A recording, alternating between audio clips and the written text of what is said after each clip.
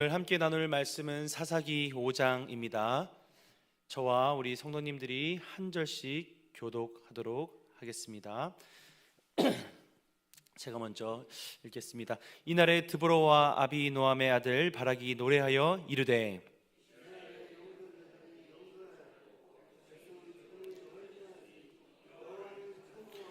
너희 왕들아 들으라, 통치자들아 귀를 기울이라. 나 곧 내가 여호와를 노래할 것이요 이스라엘의 하나님 여호와를 찬송하리로다.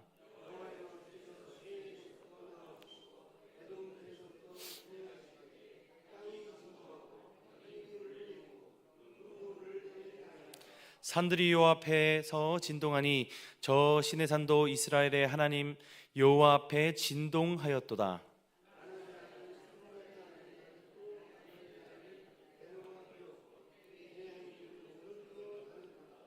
이스라엘에는 마을 사람들이 그쳤으니 나 드보라가 일어나 이스라엘의 어머니가 되기까지 그쳤도다.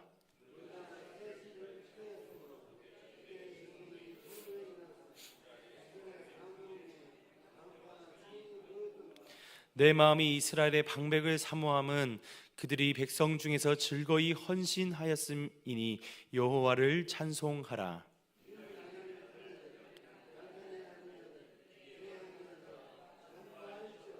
활 쏘는 자들의 소리로부터 멀리 떨어진 물 깃는 곳에서도 여호와의 공의로우신 일을 전하라. 이스라엘에서 마을 사람들을 위한 의로우신 일을 노래하라. 그때에 여호와의 백성이 성문에 내려가도다.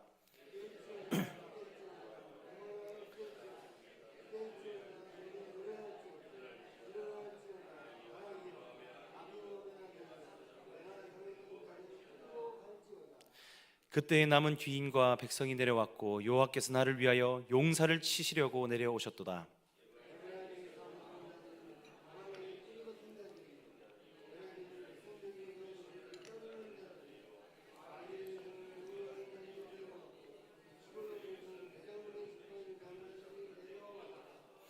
이스갈의 방백들이 드보라와 함께 하니 이스갈과 같이 바락도 그의 뒤를 따라 골짜기로 달려 내려가니 루벤 시냇가에서 큰 결심이 있었도다.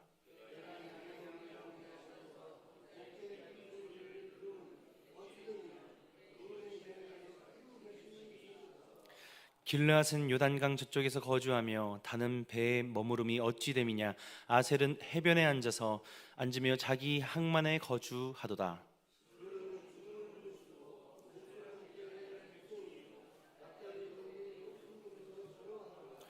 왕들이 와서 싸울 때에 가나안 왕들이 무깃도 물가 다아낙에서 싸웠으나 은을 탈취하지 못하였도다.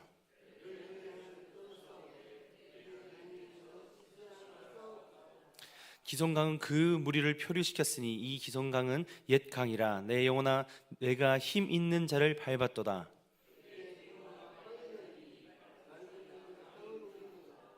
여호와의 사자의 말씀에 메로스를 저주하라. 너희가 거듭거듭 그 주민들을 저주할 것은 그들이 와서 여호와를 돕지 아니하며 여호와를 도와 용사를 치지 아니함이라 하시도다.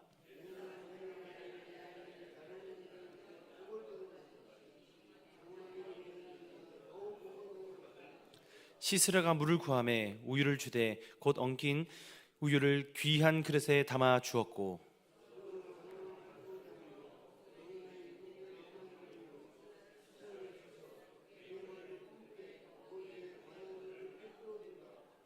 그가 그의 발 앞에 거꾸러지며 엎드러지고 쓰러졌고 그의 발 앞에 꼬부러져 엎드려져서 그 꼬부러진 곳에 엎드려져서 죽었도다.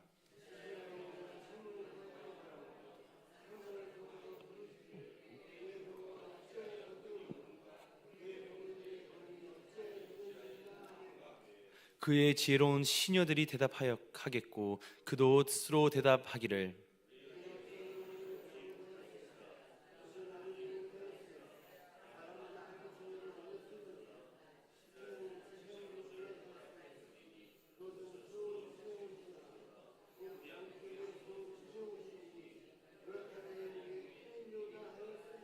다 함께 읽겠습니다. 여호와의 주의 손 다치 이강이 망해 하시고 주를 사랑하는 자들은 해가 힘있게 도둠 같게 하시옵소서 하니라. 그 땅이 40년 동안 평온하였더라. 아멘. 오늘 설교의 제목은 나는 어떤 지파입니까? 입니다. 오늘 우리는 사사기 5장을 펼쳤습니다. 5장은 노래입니다. 4장에 있었던 전쟁 후에 드보라와 바락이 함께 부른 승리의 노래입니다. 그런데 이 노래는 단순한 승리의 기록이 아닙니다. 이 노래 안에는 하나님께서 어떻게 일하시는지와 그리고 그 하나님의 일하심 앞에서 사람들이 어떻게 반응하였는지에 대한 것들이 담겨 있습니다.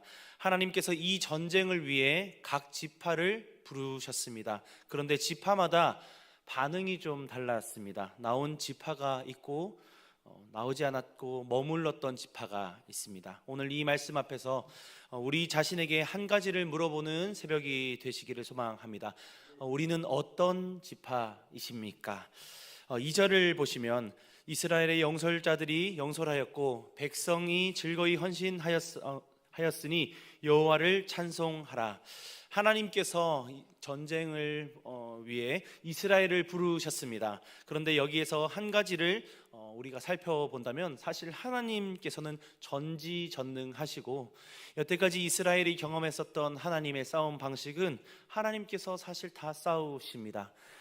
이전에도 그랬고 애굽에도 그렇고 여러 가지 싸움에서 하나님은 항상 전지전능하시고 그 싸움 가운데서 승리로 이끄셨습니다. 성경을 보시면 아시다시피 별들을 만드시고 또 하늘을 움직이시고 강물도 하나님 손 안에 있다고 기록을 하고 있습니다. 그런데 하나님께서는 항상 혼자 일하지 않으십니다. 언제나 하나님의 일하시는 방식은 사람을 부르십니다. 그리고 언제나 사람을 통해 일하시기를 기뻐하십니다. 왜 그러실까요? 하나님께서는 우리를 그만큼 귀하게 여기시기 때문입니다. 하나님의 일에 우리를 참여시키시기 원하시기 때문입니다. 이것이 바로 하나님의 방식이고 이것이 하나님의 마음입니다. 그래서 드보라를 부르셨고 또 바락을 부르시고 또 여러 지파를 부르셨습니다. 하나님께서는 그 시대에도 그렇고 이전 시대에도 그렇고 항상 하나님은 사람을 부르십니다. 하나님의 사역을 위해. 우리는 그 부르심에 어떤 지파인지 되돌아보는 시간이 되었으면 좋겠습니다. 먼저 머문 지파가 있습니다. 하나님의 부르심에 그 전쟁에 머문 지파가 있습니다. 15절과 17절을 보시면 루벤은 시냇가에서 큰 결심이 있었도다. 내가 어찌하여 양무리 사이에 앉아서 목자의 피리 부는 소리를 들었느냐.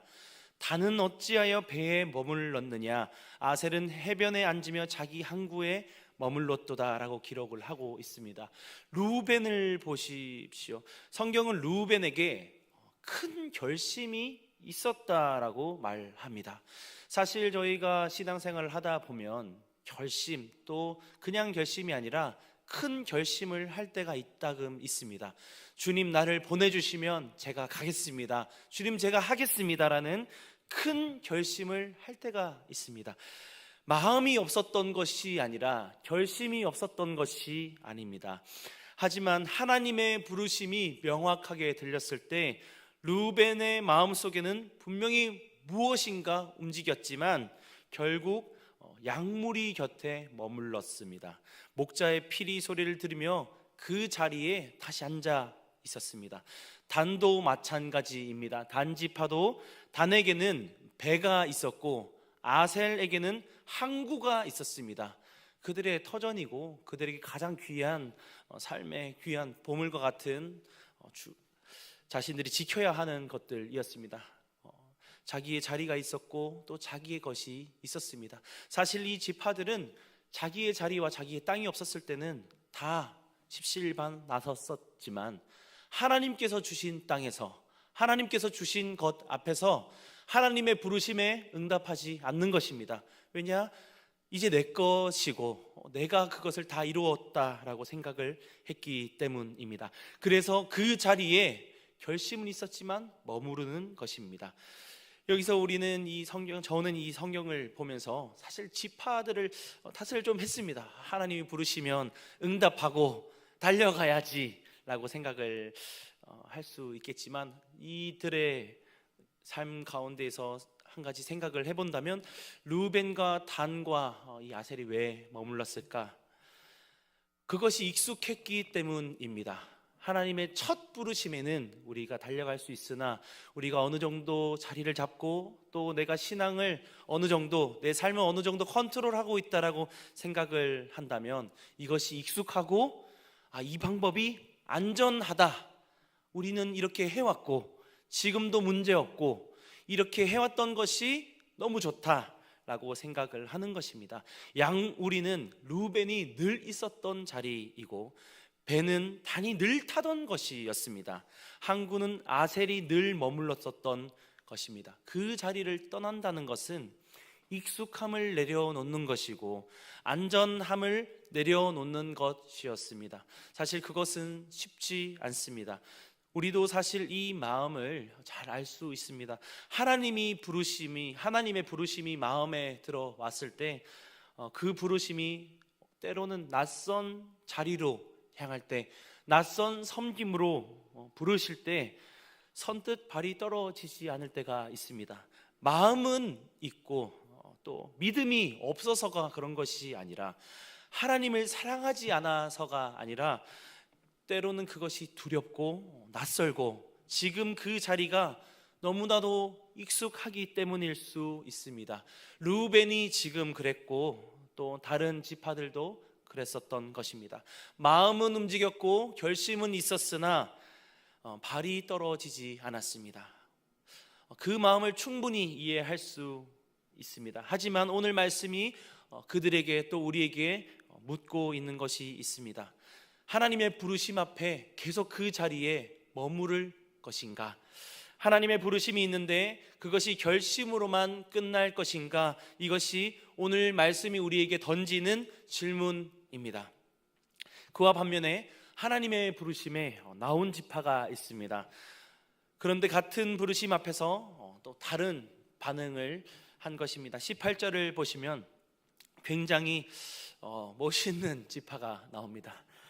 굉장히 대조가 되는데요, 스불론이라는 지파가 등장합니다. 스불론은 죽음을 무릅쓰고 목숨을 아끼지 아니한 백성이요 납달리도 들의 높은 곳에서 그러하도다.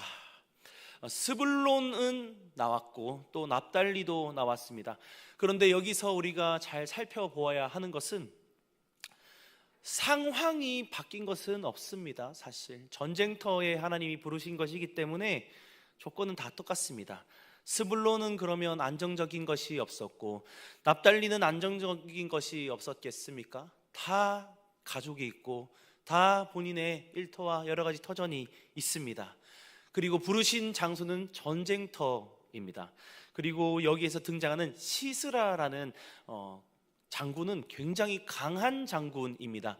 그냥 우리가 보았을 때 그냥 일반 전쟁터에 부르시는구나가 아니라 사실 이들에게 굉장히 부담스러웠을 것입니다. 왜냐하면 시스라라는 장군은 철병거 900대를 가진 군대였기 때문에 굉장히 부담스럽고 이 전쟁을 이길 수 있을까라는 굉장히 머물거리고 승리하기가 좀 불가능하지 않을까라는 싸움이었습니다. 사실 하나님만 빼놓고 본다면, 하나님이 없다라고 생각을 한다면 이길 수 없는 전쟁일 수 있습니다.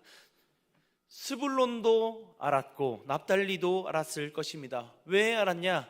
이들은 이 땅을 전쟁을 통해서 정복을 했기 때문에 전쟁이라는 것이 어떤 것인지 또 수적인 우위가 어떤 것이란지 잘 알 수 있었을 것입니다. 아무리 하나님께서 역사했다고 하지만 죽음 앞에 사람은 사실 두려울 수 있습니다. 전쟁터가 그냥 나갔다가 들어오는 것이 아니라 패배하면 모든 것을 다 잃고 목숨을 다 잃는 것이기 때문입니다. 스불론도 납달리도 다 그것을 알았을 것입니다. 두려웠고 떨렸고 어떻게 해야 하나 고민했을 것입니다. 하지만 그들은 주저하지 않고 하나님께 나와왔습니다. 성경은 말합니다. 스불론은 죽음을 무릅쓰고 나왔다. 목숨을 아끼지 않고 나왔다라고 기록을 하고 있습니다. 두려움이 없어서 나온 것이 아니라 두려움을 안고 나온 것입니다. 똑같은 부르심이었고 같은 하나님께서 부르신 것이었습니다. 같은 전쟁터였습니다. 같은 하나님을 경험했고 하나님을 보았었던 사람들입니다. 르우벤도 들었고 스불론도 들었고 단도 들었고 납달리도 하나님의 부르심을 들었습니다. 어떤 지파는 머물렀고 어떤 지파는 나왔습니다. 이 지파의 결정적인 것이 무엇이었냐? 응답이 달랐습니다.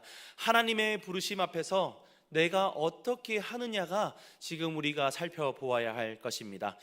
하나님께서는 응답한 자들을 통해 결국 역사를 하시게 됩니다.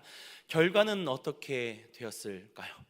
20절과 21절을 제가 읽어드리겠습니다. 별들이 하늘에서부터 싸우되 그 다니는 길에서 시스라와 싸웠도다. 기손강이 그 무리를 표류시켰으니 이 기손강은 옛강이라.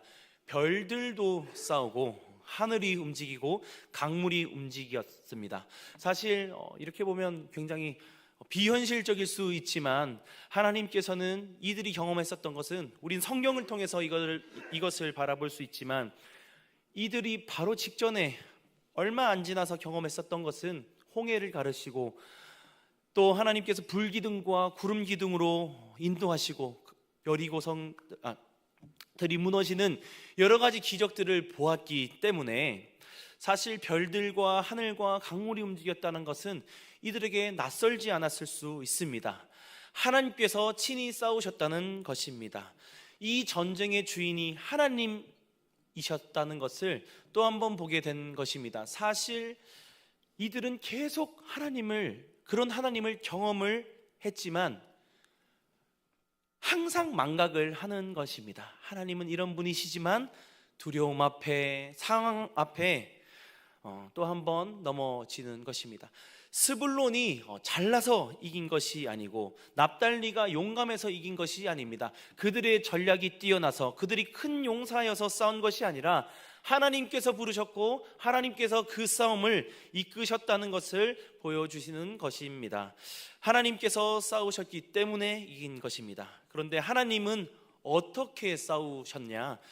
응답한 자들을 통해서 싸우셨습니다. 여러 가지 상황들을 하나님께서는 도우셨지만 응답한 자들의 이름을 거론하며 나온 지파들을 통해서 역사하셨습니다. 여기서 우리가 붙들어야 할 것은 하나님은 전능하시며 하나님은 혼자서도 이기실 수 있으신 분이십니다. 그런데 하나님은 응답한 사람들을 통해서 일하시기를 기뻐하십니다. 나온 사람을 통해 일하시기를 기뻐하십니다. 스불론이 나왔을 때 하나님께서는 별들을 움직이셨습니다. 납달리가 나왔을 때 하나님께서는 강물을 움직이셨습니다. 사람이 한 걸음을 내디뎠을 때 하나님께서는 하늘을 움직이셨습니다. 이것이 하나님의 방식입니다. 말씀을 좀 정리하려고 합니다. 사랑하는 성도 여러분, 이 새벽 하나님께서는 우리에게 말씀하고 계십니다. 하나님은 선하시고 하나님은 완전하시고 하나님은 사실 우리가 없어도 모든 것을 다 할 수 있으십니다. 우리 동강교회를 우리가 없어도 하나님은 충분히 좋은 길로 이끄실 수 있고 이 대한민국을 충분히 좋은 길로 이끄실 수 있으십니다. 우리의 어떠한 방법과 우리의 어떠한 노력과 그런 것들과 상관없이 하나님은 신실하게 세상 끝날까지 이 교회를 이끌고 가실 수 있으신 분이십니다.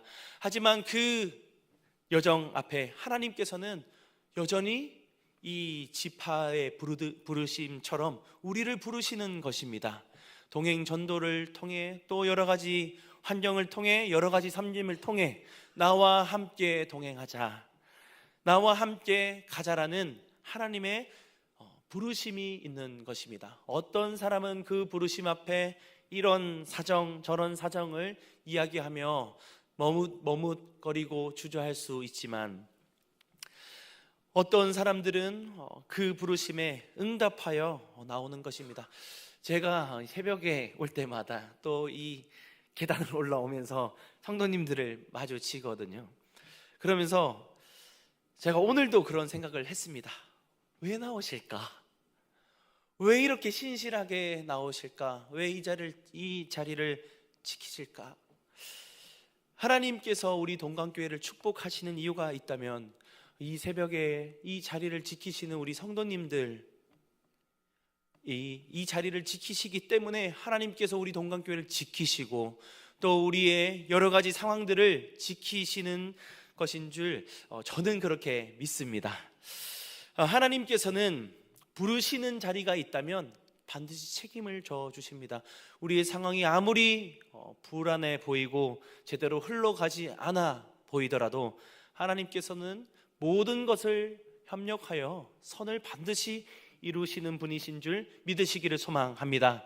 우리의 신앙의 여정을 바라보면 안 될 것 같고 너무나도 힘들 것 같고 어려울 것 같지만 되돌아보면 하나님께서 결국 사람들을 통해 또 상황을 만드셔서 역사하실 것입니다. 하나님은 우리를 실패하게 하려고 절대 부르시지 않습니다. 하나님께서는 우리를 통해 역사하시기 위해 우리와 함께 그것을 보기 위해 부르시는 줄 믿으시기를 소망합니다. 혹시 마음속 안에 오랫동안 품고 있으신 부르심이 있으십니까? 하나님께서 마음에 두신 것 같은데 아직도 여전히 응답하지 못한 것이 있으십니까? 가정 안에서 아니면 직장 안에서 공동체 안에서 하나님께서 부르시는 자리가 보이신다면, 그 부르심이 보이신다면, 또 그 필요한 장소와 그 필요한 곳이 보이신다면 그것이 하나님의 부르심입니다.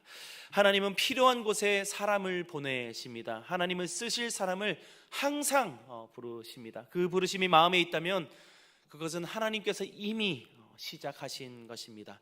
스불론처럼 때로는 두려울 수 있고 납달리처럼 떨릴 수 있습니다. 그래도 괜찮습니다. 두려움을 안고 나오시면 하나님은 반드시 역사하실 것입니다. 그 한 걸음 위에 하나님께서는 별들을 움직이시고 그 한 걸음 위에 강물과 여러 가지를 움직이십니다. 우리가 응답할 때 하나님께서는 친히 싸우실 줄 믿습니다. 오늘 이 새벽 이 자리에 나오신 것 자체가 이미 응답인 줄 믿으시기를 소망합니다. 새벽잠을 이기고 이 자리에 앉아 말씀을 듣고 계신 것, 또 이 자리에 앉아서 기도하시는 것 다 하나님의 응답인 줄 믿습니다. 이 자리에서 하나님 앞에 내 마음을 내어드리고 하나님께서 부르시는 그 자리를 향해 하나님, 오늘도 내가 이 자리에서 하나님께 부르짖습니다. 나를 통해 일하여 주시옵소서. 나를 통해 우리 동강교회를, 나를 통해 우리 가정을, 나를 통해 이곳에 역사하여 주시옵소서. 하나님께서는 반드시 우리를 통해 일하시는 분이신 줄 믿으시기를 소망합니다. 우리 이 시간 받은 말씀을 붙들고 오늘 하나님 앞에 순종하는 하루가 되게 해달라고 함께 기도하도록 하겠습니다. 이 시간 함께 기도하겠습니다. 이 시간 기도할 때 담임 목사님과 우리 교회를 위해, 나라와 민족을 위해, 선교사님들을 위해, 한우들을 위해, 그리고 마지막으로 각자가 가지고 나온 기도 제목을 놓고 기도하시다가 자유로이 돌아가시도록 하겠습니다. 주님의 이름을 한번 간절히 부르고 기도하도록 하겠습니다. 주여!